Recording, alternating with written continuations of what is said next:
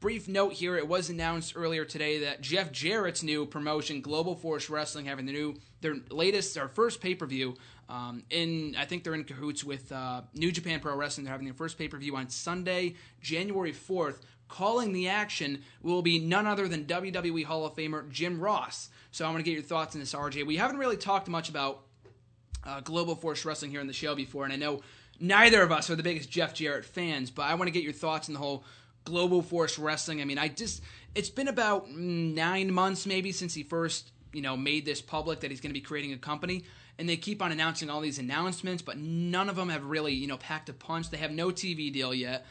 They're at least having their first pay-per-view, and I think this was the first piece of news that actually resonated with me, and then it might mean something for the company. Are they going to be competing with WWE? Absolutely not, but I think it's at least beneficial for them to get a major name in Jim Ross. So I'm going to get your thoughts on Global Force Wrestling, how you see it surviving in the realm of wrestling and nowadays, and how do you see the inclusion of Jim Ross in their new pay-per-view at the start of the year helping their efforts at all?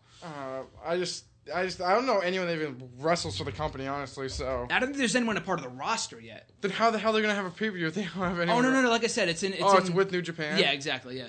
I don't know, I guess Jim Ross is... I don't know, I feel like when they brought Jim Ross back the second time, it was kind of just a watered-down version of Jim Ross, and it's just like... Wait, who? When WWE, when he came back, I think it was 2010? He's come back a lot of times. Well, his recent runs haven't been the best, and I like Jim Ross, but like... Him and Lawler, their days were way past. Like, I'm not a big fan of Jerry Lawler anymore. I don't think anyone is. I don't know. I don't hate on Jim Ross, but I feel like he's to the point that like it's just stale kind of. I don't know. So you don't see it helping their cause anymore?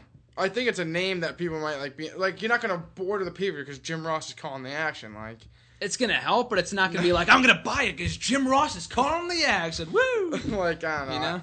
I hate Jeff Jarrett so much, so I hope it tanks. Oh, you have the company tanks because you don't like Jeff Jarrett? I hate Jeff Jarrett. So that being said, you don't see GFW having any success whatsoever? No. So, Brendan, I'll throw this to you if you have any knowledge on the whole Jim Ross thing. Do you see the impact, the signing of Jim Ross, the new pay-per-view in early January, having any effect on the success of their company and their first pay-per-view at the start of the year? I got a question for you, actually, Grant. Yeah, sure. TNA was originally Jeff Jarrett's idea, right? Yes, it was, yes. Okay, yeah. He better have learned a thing or in this rate 100 from what happened with TNA. You can do whatever you want with GFW. You can sign whoever. You can affiliate with whichever promotion you want. But if you do things like you did with TNA, that's going to plummet, and that is going to plummet hard. I think them signing, whatever they did with Jim Ross is a cool idea.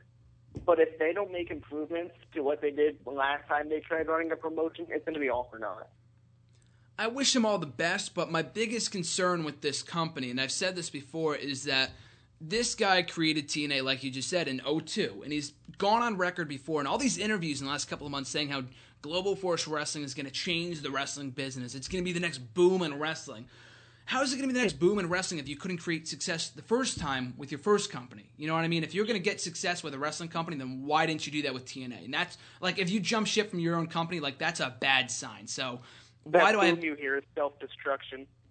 Yeah, exactly. So why do I have any incentive to think that he's going to do better this time around with Global Force Wrestling? I'm not saying it should fail, but I'm just saying, like, I don't really have any reason to care about it because I haven't seen him do anything different than his days with TNA. I'm not blaming all of TNA's demise on him because Dixie Carter and a lot of piss-poor management they've got over there in that company is a lot to blame, and it's a big part of the reason why they don't have a current TV deal landed for 2015. They air their final episode a week from tomorrow, and a week from tomorrow...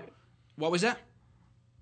They still haven't gotten a new TV deal? No, as of right now. That's the thing, too. Exactly. That was everyone's reaction, because there's reports every single week where these talents, I guess, these unnamed talents, these sources, I guess, are always saying, we're going to land a TV deal in the next week. We're going to announce it. It's going to happen. It happens every week and no TV deal. Another week goes by and no TV deal. We're 5 or 6 weeks away from the new year. So they have to land a new TV deal at some point within the end of the year. Otherwise, they have no TV deal. Because right now, they taped all their episodes up until next... Like, right now, they're already in terrible shape because they taped all their episodes up until next week. So for the final maybe 4 or 5 weeks of 2014, it's just going to be all recap shows. And, like, there's nothing to recap either because there's nothing that's happened in TNA in the last year. So that alone makes no sense because wrestling really has no offseason. Any momentum that they have right now, which is not much, is not going to be furthered with them being off TV for 4 to 5 weeks. So they're a whole completely different story. But in terms of Global Force Wrestling, I mean, I wish them all the best. Jim Ross is a nice get. I just don't see them having like that making a big enough impact for people to buy the pay-per-view. Good for them that they got Jim Ross, but I just, like I said before, I need more incentive to think that they're going to have success this time around with this company as opposed to what happened with TNA, 12, 13 years ago.